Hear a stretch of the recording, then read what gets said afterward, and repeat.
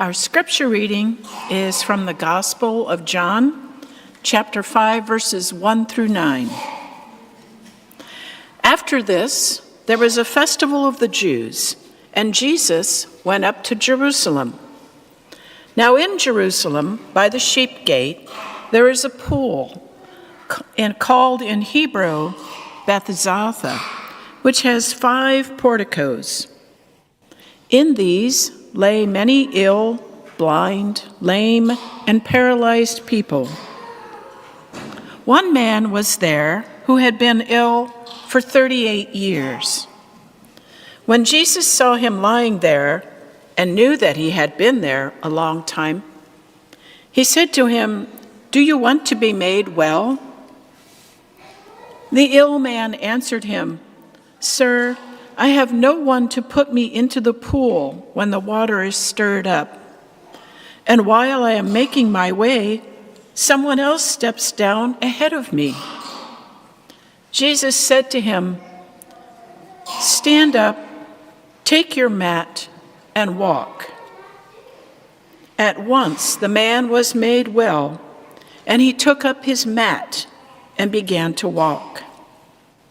Now that day was a Sabbath. The word of the Lord. Thanks be to God.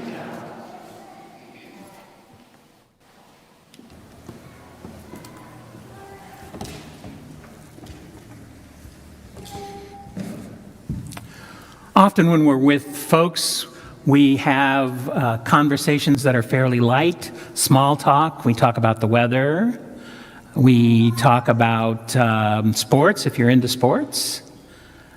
We talk about light things generally. And as we get older, we tend to talk about our aches and pains because we get more and more of them, and they're more and more in the front of our heads. And even more than talking about our aches and pains, we talk about miracle cures. The internet's full of them. Well, you can drink apple cider vinegar and cure just about anything, according to the internet. There's something on the internet that says you drink warm water and you lose weight. I'm still waiting for that one. There's all sorts of cures out there, and we like them because they promise instant healing or simple healing. Well, I imagine the conversation in Jesus' day was even more focused on miracle cures because everyday people didn't have any access to a healthcare system. There was no such thing as a healthcare system. There was no such thing as hospitals. They hadn't been invented yet. If you had a lot of money, if you had a lot of resources, you could get a medical professional to take care of you, although the care might be worse than the disease at those days. But you could get it. But if you were an everyday person, if you were a poor person, access to a healthcare system didn't exist. You needed somebody to come in and be a miracle worker, a miracle healer. And that's why when Jesus would come to a little village, people would line up because the word would get out that here was somebody who could heal. And they didn't have access to any other way of getting healed but somebody like Jesus. So when he came to town, they would turn out. So you can imagine all the conversation that happened around the idea of this pool in Jerusalem, the pool of Bethesda, which in some translations is Bethesda, and we have lots of hospitals called Bethesda after this story in John. This pool in Bethesda was supposed to have miracle cures. And you can kind of imagine the conversations that happened around that, can't you? It would go something like this. I knew this person who lived next door to my second cousin on my mother's side, and he met somebody who had a pain in his side for years. And then he went down to the pool, he went into the water, he came up and the pain was gone and never came back.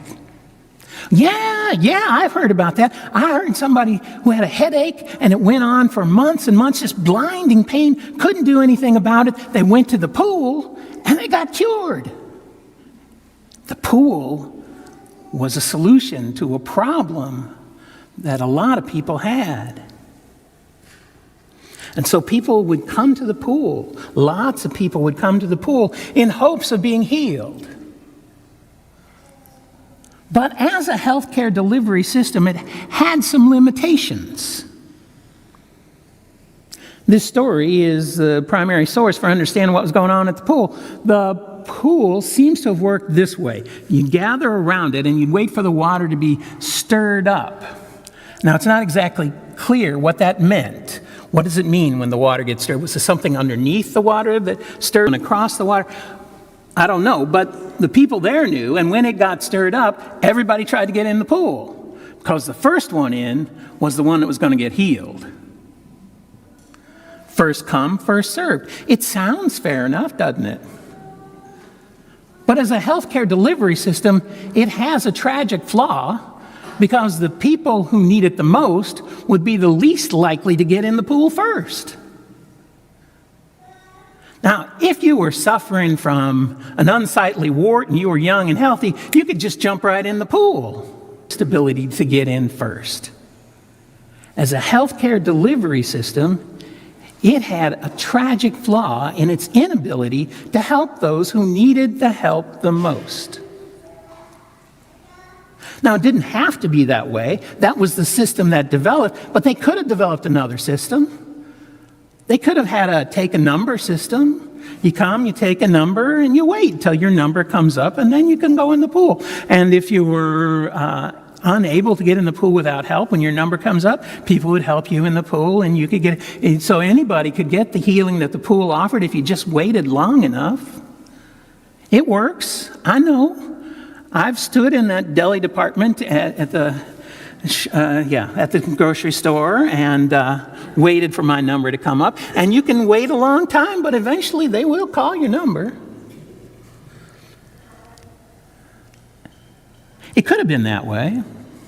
Or it could have been that they could have had some sort of medical professional there at the pool who would have done what is often called triage. They make an assessment of those who need the most help, and they get the help first. Those who need the most help would be cited as those who would be first in line. Now, that means that if you had a rash, say, or something minor, you may never get into the pool. But all those who had really serious problems would get serious attention. They could have developed systems like that, but it seems like they didn't. It seems like the people who could get in and out of the pool fast weren't having it. Any system that didn't seem to prioritize their ability to jump in and jump out wasn't a system that they supported. And so it became the system first in, every person for themselves got healing. First come, first served. We human beings tend to develop systems that favor people like us. That's just part of the culture of the world in which we find ourselves. People tend to use the power and the privilege they have to create systems that benefit people like themselves. And so there are often problems in our systems today as well. We could develop different systems, but the ones we have often have problems. We can measure that to some extent. We know that in this country, the infant mortality rate for African Americans is more than twice that for white Americans. That if you are an African American in this country, your life expectancy on average is over 6 years shorter than if you're white. Now, what difference does it make when a baby is born what color their skin is as to how their chances of survival, what their chances of survival will be? It shouldn't make any difference at all. But we created systems where that's the reality. So that was the reality of the pool. First come, first served. And then Jesus comes along. And he comes in and looks over at all those people waiting around the pool, waiting to get healed. And he sees a man lying there who looks like he's in pretty bad shape, and he goes up to him, and he asks the man, "Do you want to be healed?" Now, I have to admit, in front of y'all, so you'll know it later on if it happens, my first reaction is often a snarky one. I can be sarcastic, and I try not to be, but the first thing that pops in my head is often a snarky thing. And if I was that guy laying there by the pool and had been there for 38 years waiting to be healed, and some stranger walks in and says, "Do you want to be healed?" my response might have been a little snarky. But his response was patient, and he explained that he had been there, he had been sick for 38 years. Now, as I imagine when he first got ill, his family carried him down there and sat with him to help him get in the pool. But always it was somebody who was better able to get in first, got ahead of them. And time again, weeks would go by, and eventually the family had to get on with their lives. And so then they would just bring him down and set him down by the pool and go off and live their lives, do the things they had to do, hoping that maybe someday nobody else would show up at the pool and he'd have a chance to get in and get healed. But it never happened. 38 years rolled around, and he had no more hope of getting in that pool than the first day he got there. Do you want to be healed? And the answer was, of course, yes. And so Jesus said, "Get up, take your mat, and go on." Now, it doesn't say that exactly in the Bible the way I envision it. It kind of leaves it open. But as I understand the way the Spirit of God works, as I've seen it operate in my own life, there's a couple things that happen there. One is, Jesus says, "Get up."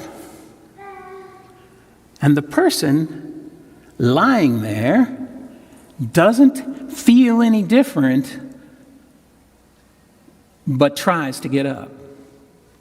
And in trying to get up, he's able to get up, and he's healed. There are lots of systems in this country that tend to favor those who have wealth and power and tend to ignore those who don't.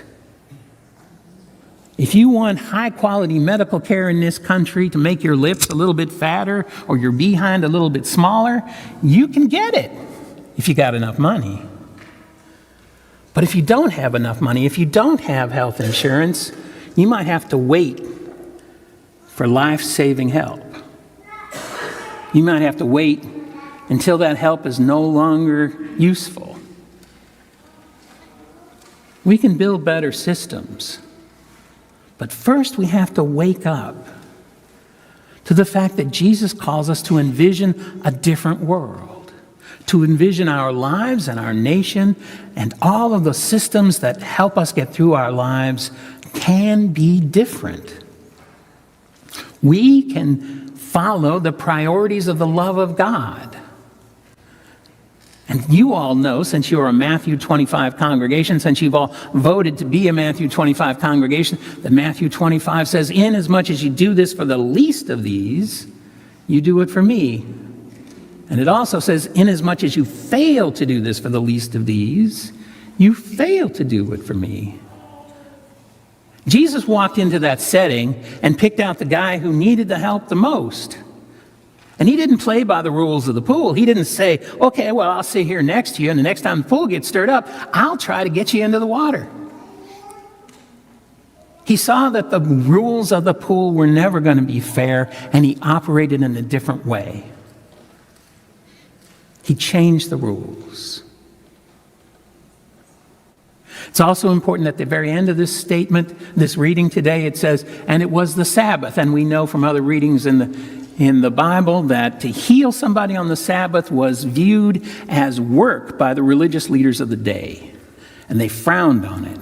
But Jesus prioritized the needs of people who needed help that day and didn't let religion get in his way. We, as followers of Jesus, are called to look at the world through the lens of faith, to say, who needs the help the most? And what have we got that we can use to help those people? Who needs the help the most? I think we have a volunteer.